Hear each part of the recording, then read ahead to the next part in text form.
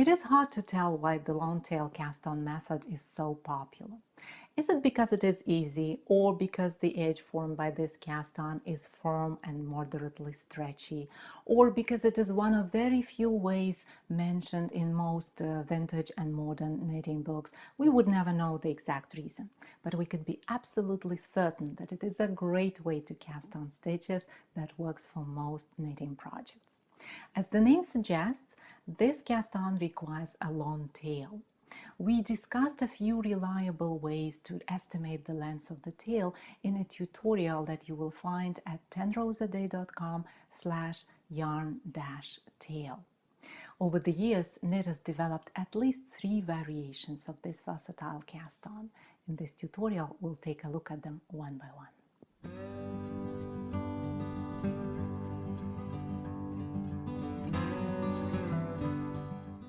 The first variation of the long tail cast-on does not require making a slip knot, which I like very much because I find that slip knots make the corner of the project too rigid, and often there is that nasty hole that is not easy to fix.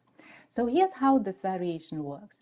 Leave a long tail and place the working yarn on your left index finger and the tail on your left thumb. Then hold both strands with the rest of your left fingers, like this. Take one of the knitting needles and place it on top of the strand stretched between your thumb and left index finger, like this.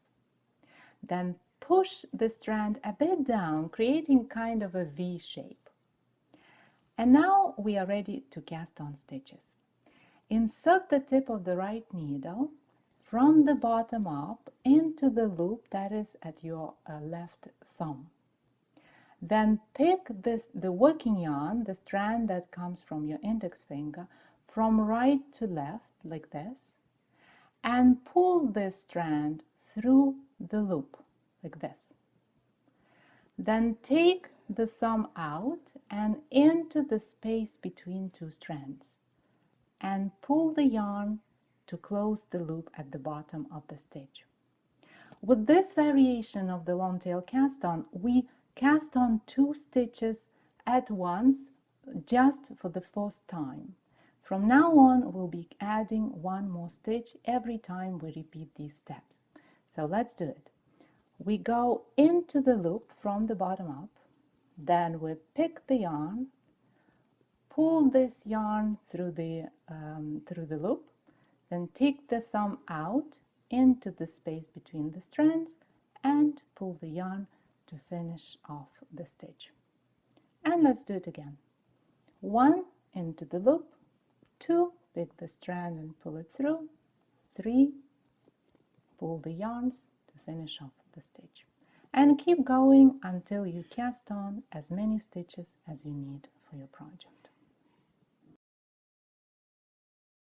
The second variation is very similar to the first one, but it is done with a slip knot. So leave a long tail, make a slip knot, and place it on the needle.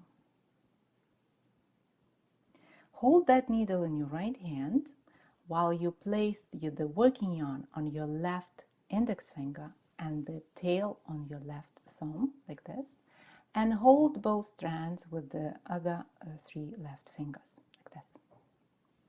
And now we insert the tip of the right needle from the bottom up into the loop that is at your left thumb.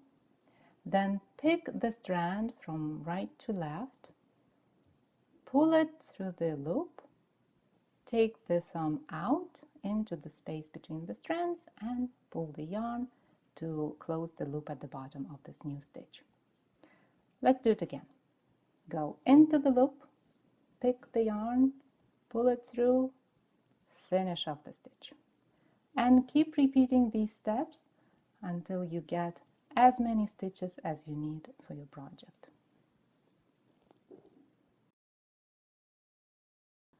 This variation is perfect for knitters who use English knitting style because the working yarn stays in our right hand as we cast on stitches, and it also requires a slip knot. So leave a long tail, make a slip knot, and place it on the needle.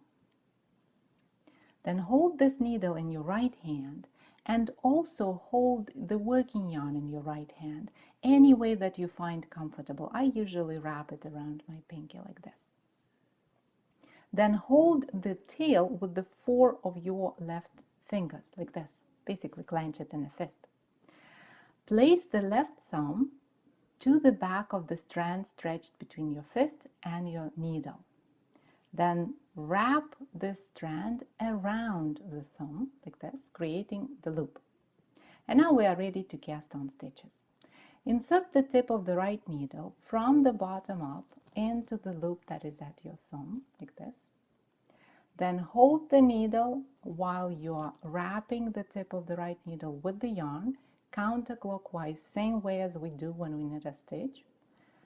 Hold the needle in your right hand while you pull the wrap through the loop. Take the thumb out of the loop and pull the yarn down, finishing off the stitch. Let's do it again.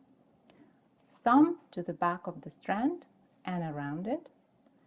Insert the tip of the right needle into the loop. Hold the needle while you wrap the needle with the yarn. Then pull the wrap through and pull the yarn down to finish off the stitch. And keep going until you make as many stitches as you need for your project. Any of these ways will form the strong edge that the long tail cast on is famous for. If you feel that the edge is not elastic enough for your project, use 2 needles held together as you cast on stitches. Once you have all the stitches you need, take 1 needle out and start working on your project. To read this tutorial as a set of step-by-step photo instructions, follow the link in the description. To download it as a PDF, join the club or our community on Patreon. Thank you for watching this video and have a wonderful week. I'll see you in the next tutorial.